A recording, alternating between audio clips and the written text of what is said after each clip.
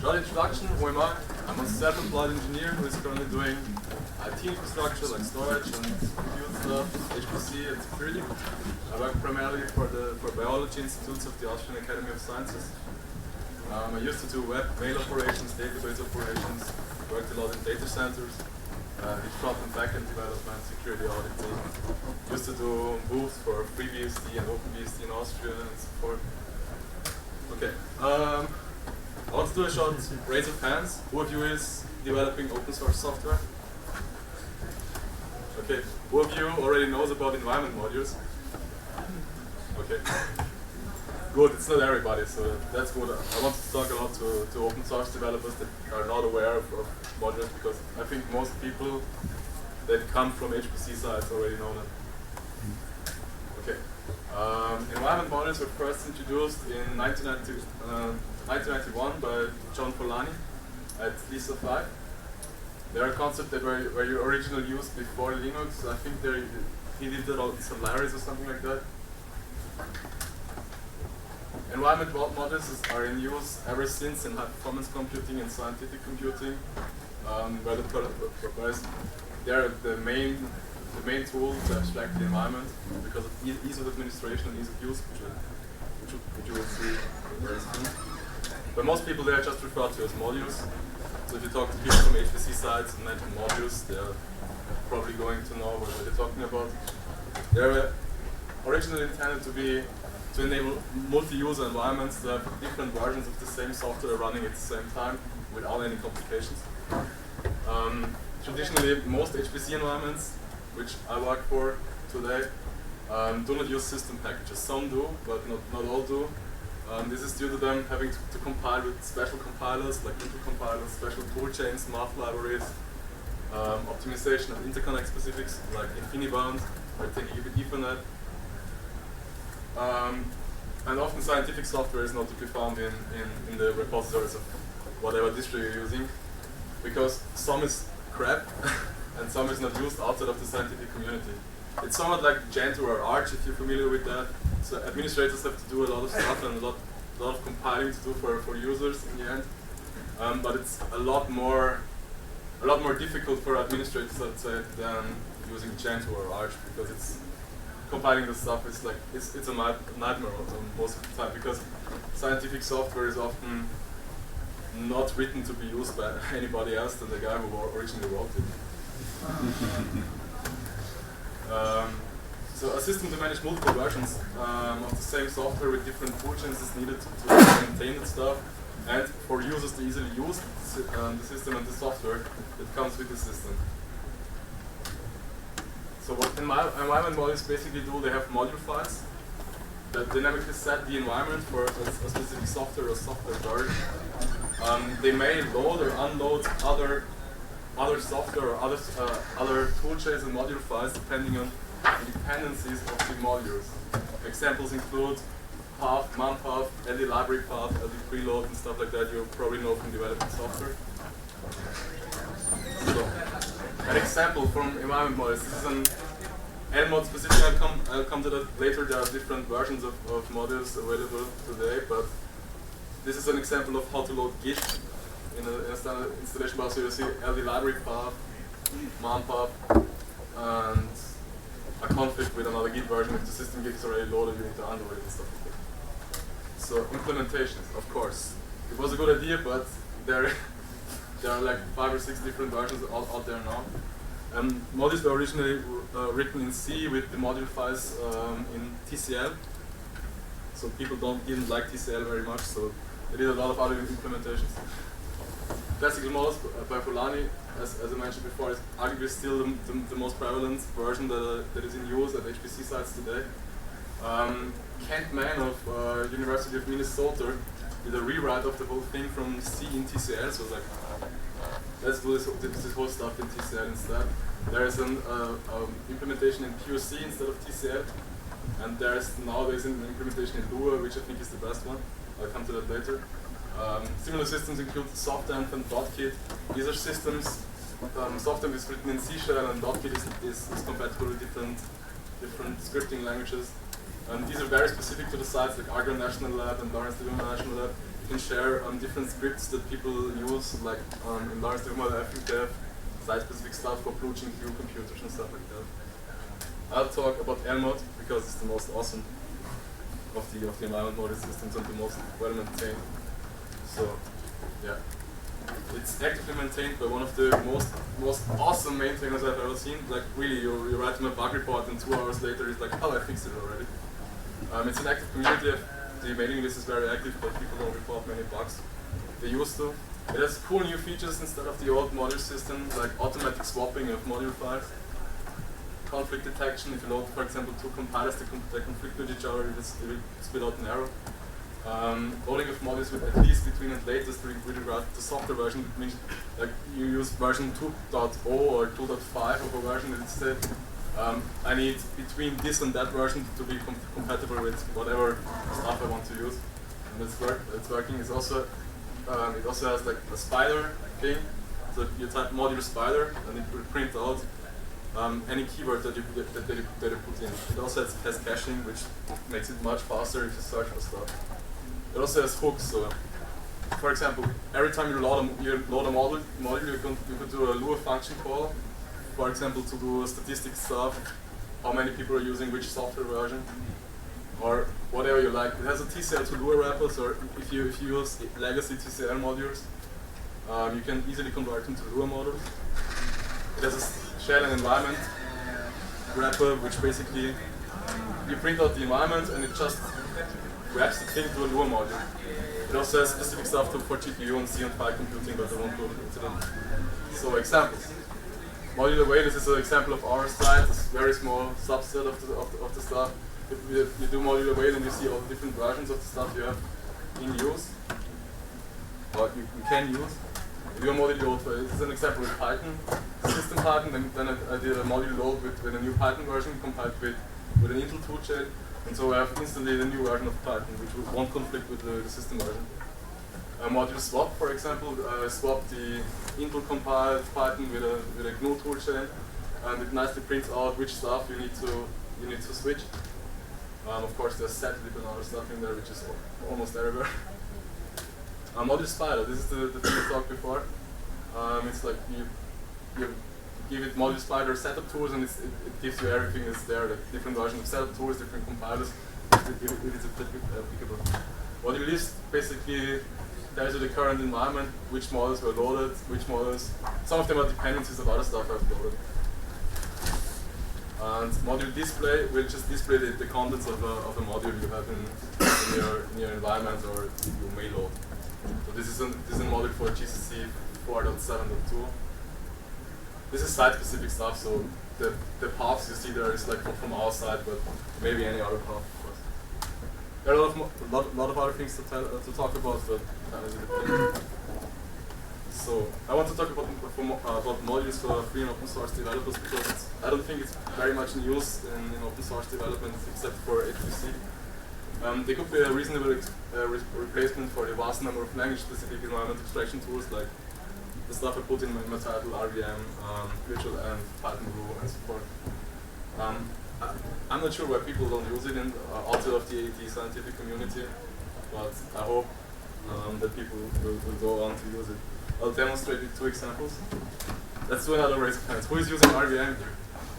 Anybody? Okay, it's the Ruby environment version manager. It's 20,000 lines of shellcode. Last time I checked, it's being rewritten in Ruby. It basically installs and manages multiple versions of Ruby. Also does a couple of other cool things like gem sets and stuff like that. They recently did a fundraiser for 50,000 euros to do the rewrite in Ruby. They actually have corporate sponsoring from different cloud vendors that rely on this stuff because their environment is so crappy that they need it. And I write Ruby code, and I'm sorry to say it, it's a piece of shit. It's bloated. I won't ever use it again because it fucked up my environment on different production and different development machines. And web developers love it. So what you do is basically install Ruby 2. It downloads the source code and installs it. You can do an rbenv list, rbenv use Ruby 2, rbenv use Ruby 1.9.2 and set it as default. And as a show, sounds familiar, right? You can do it with modules as well. So I didn't ever use Ruby 2 and use the system Ruby, and just wanted to see how many lines of code it executed. So it executes about 6,500 lines of bash code to switch to Ruby version. There's the saying, always code as if the person who ends up maintaining your code is a violent psychopath who knows where you live. So it actually fucks with CD. If you do set -x and just switch to any folder, regardless if there's Ruby code in it or not, it has about 170 lines of bash code that it executes for every CD you do.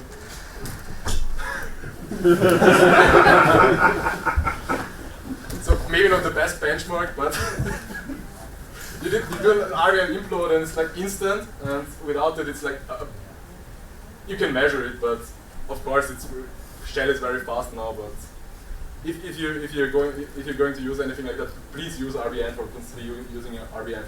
It's not that bad as rbenv, in my opinion at least.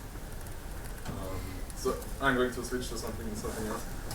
I forgot something. You can just simply deinstall with rbenv implode because it's just leaving stuff in your environment, which is perfect, right?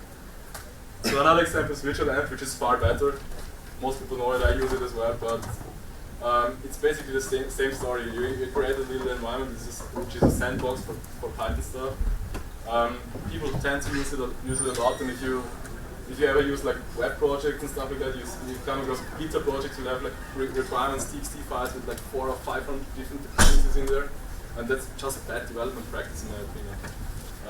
Inactivate is actually a lot cleaner, like 15 lines of bash code, if you have ever looked into it, in comparison to rbenv, like 6,500 lines of bash code. It's a good tool, but you probably can do a lot of stuff also with modules. There's this nice blog article on why people and virtualenv suck multi-platform developer, and Python is like developing on Windows and on Linux and on Solaris, I think. And he did like this rant about the whole stuff, and like one of the takeaways was it installs stuff like pip and easy install to your local environment, which is a bad development practice in my opinion. Also, if you're installing stuff and upgrading your projects from GitHub or something like that, it's really a mess. So if you use a web project, your HTTPS team needs to switch to the virtual environment, load this stuff to get things working. So as a comparison, handling IPython with modules is pretty easy. This is a module display of IPython which we have in our environment. It just does an add library path, mount path, Python path. This is the entire module. So you do a module load IPython, and then IPython version is exactly the version loaded. That's it. So what if you tell you that things could be a lot easier if you use modules? You can save time and effort maintaining the stuff. Have reproducibility, which is really a big thing, especially for scientists. Some versions they use in scientific software, the output format of some files they use for publishing papers is like a different format than the previous stuff they used. And they just publish this stuff and use different versions of the same software and get like results that I won't publish in the paper, but they do. So I think it's important to have something that is reproducible for results. And I think you can have a lot more time and fun and concentrate on what is important, that's developing good software. So some people will say modules doesn't install software like rbenv does. So back in the 70s there was like Ken Thompson who had this idea to write programs to do one thing and one thing good. And I think modules does exactly that stuff. It manages your environment. So if you have stuff that needs linking to different folders or stuff like that, it won't do that. But it will set your environment. It works with like 99% of the software we use. So like system software, scientific software, graphic stuff, whatever. You want to talk about installing software in the right way? There's a lot of different ways to do it. You can use system packages. You can use source distributions, and they're all compatible with environment bodies. You just have to arrange the paths in the right way, and then you can simply load the stuff. For an excellent approach to scientific and HPC packages, talk to the EasyBuild guys. I think the next talk is from them. They have a really good framework that does not only compile the software, it does optimized builds, and different toolchains for different environments, different compilers, but also they produce module files that you can use right away. So what you saw in the beginning, like the stuff that I showed about module load, module await, and all this stuff, this was all generated with using EasyBuild. Like EasyBuild robot and do all the things, and it just works. Okay, thanks. That's it. Any questions?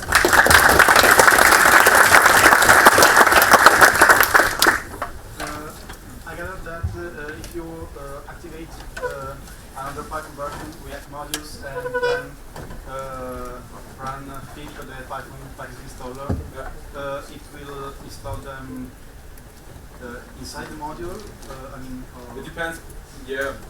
What we do is like we install stuff that uses pip with EasyBuild, so you have packages for that, but you can use system packages and just link to the stuff. It depends on what you want to do.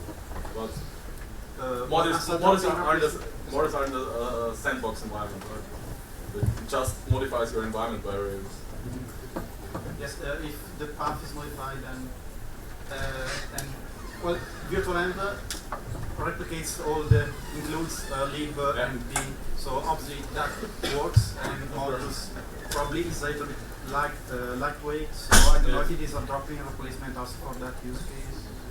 No, it probably isn't, but what we do is we build stuff with EasyBuild as modules, so if you have like different tips, stuff and stuff like that, we just load that with EasyBuild and compile it and load it afterwards as a module. Basically, all the module does is it like replaces the Python. It gives you a different Python executable and the Python file differently. That's it. Okay.